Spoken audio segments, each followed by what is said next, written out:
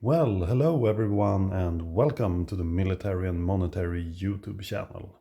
It is time for yet another collector's tutorial, and this time on a highly requested topic, the East German Officer Dagger, or the Honor Dagger. The type of dagger that you see in front of you.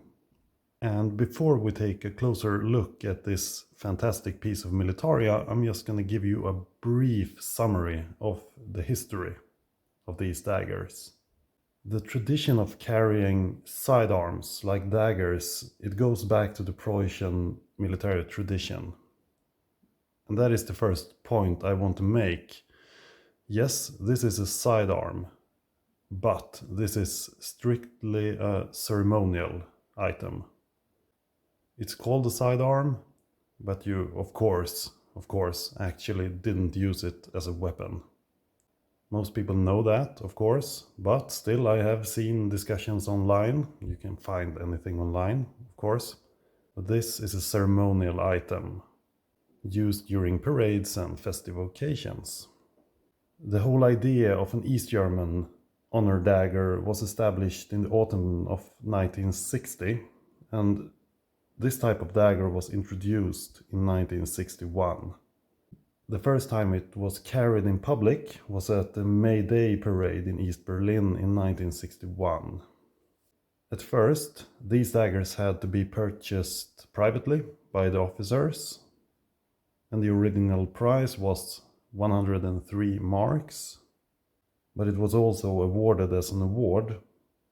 And later on, this type of honorary dagger was presented to everyone graduating from the NVA officer colleges.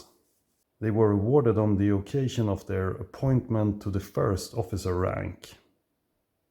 And officer cadets who completed their studies with distinction received an honorary dagger with the engraving of the Minister of National Defense. We're gonna speak a little bit more about that later on, engravings and so on.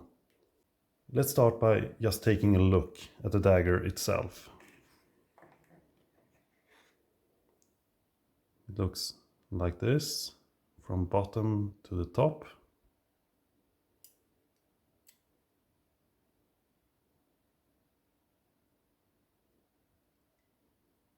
You open it by pressing the little button.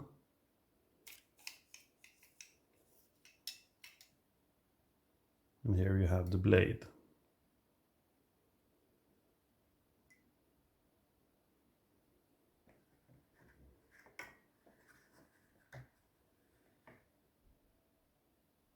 Now, just to be clear, this video is going to cover the absolute basics.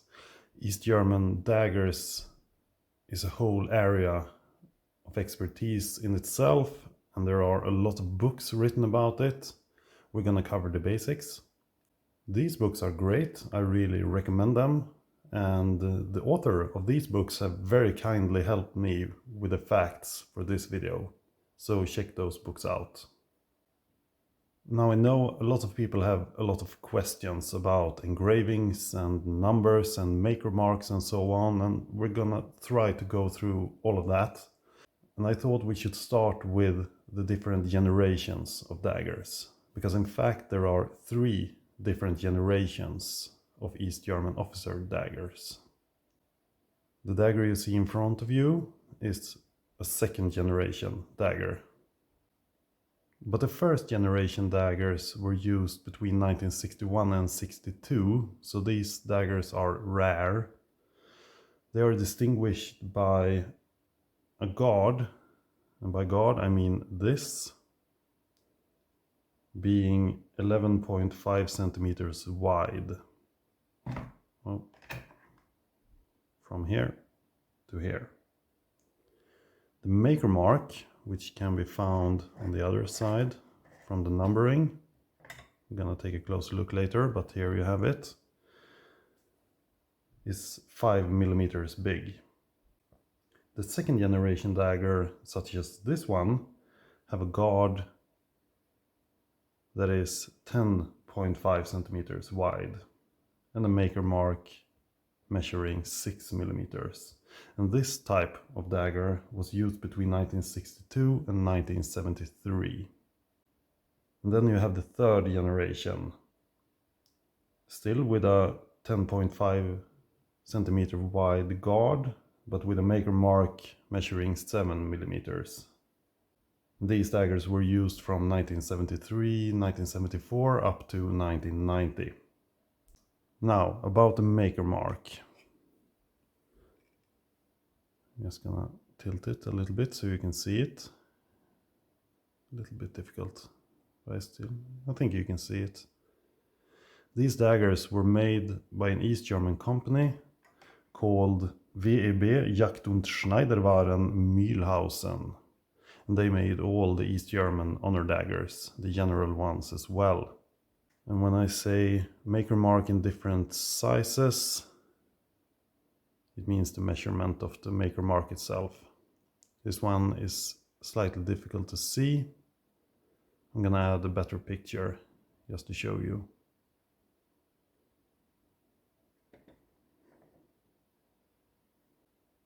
Next up, the numbers. Because every dagger is numbered. Just gonna tilt it so you can see it. It's a bit difficult. This one is numbered 81153. The numbering started with the first generation of daggers at number 50,000. And the first generation of daggers were numbered up to 53,000. Now, of course, you can use these numbers to date your dagger, but you can't use just the number itself, because the numbering was changed several times in blocks of 10,000s. The exact reason for this is unknown, most likely for secrecy reasons. So you have to add all the details in order to date your dagger. How wide is the grip? What does the maker mark look like? And what does the handle look like? We're gonna take a closer look at the handle. These are made in plastic. All of them are, apart from the very early ones. These come in different shades and colors. Brownish, greenish, and different shades of white. And as you can see, the plastic it's marbled and in a way a bit translucent. You have shiftings inside the plastic, giving it little bit of life, if you know what I mean. The reproduction daggers that you find for sale today, the plastic handles is quite often much more white, compact plastic. But it might be difficult to tell because the third generation daggers, especially those from the 1980s, might be a bit more whiter as well. So it pays off to do your research. Watch videos on YouTube or buy a book, or preferably both. The company making the daggers, the VEB Jagd- und Schneiderwaren in Mühlhausen, they still exist today. And in 2009 they made a statement claiming that in total they made roughly 83,000 daggers, officer daggers, for the Army, Air Force and Border Troops, because those three used this type of dagger. Former employees have questioned those numbers, so it's a bit hard to tell how many that were actually made. And speaking about Army and Air Force and so on, let's talk a little bit about that as well. As I said, this type of dagger that you see here was worn by Army, Air Force and Border Troop officers. Of course, the Navy had their own daggers. I'm not going to speak about those. It's going to be just simply confusing when I don't have anything to show. Now, this type of dagger was also used by Stasi, the Ministerium für Staatssicherheit. However, the numbering on those daggers were different. They had 4-digit numbers. As you can see here, this is 5 numbers. They had 4. And those daggers are, of course, more rare, making it even more important to do your research before buying one. Now let's talk a little bit about accessories.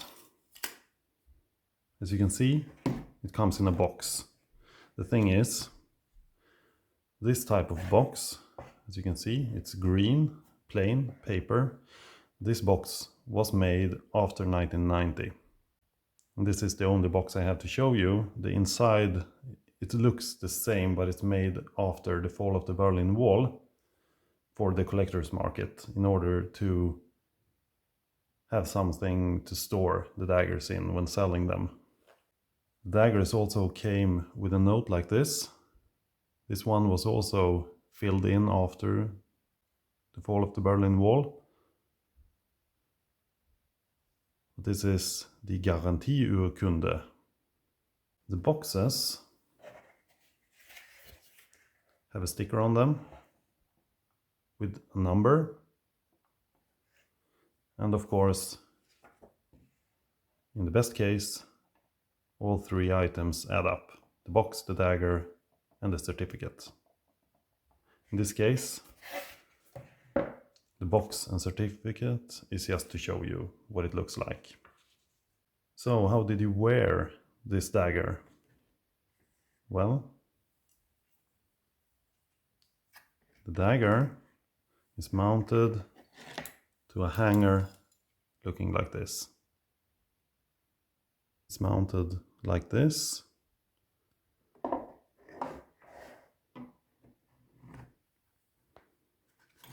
This little slip goes on the parade belt. And this one attaches like this. Of course, there were different regulations depending on when to wear it and how to wear it. Parade uniform or gala uniform. All that information can be found online.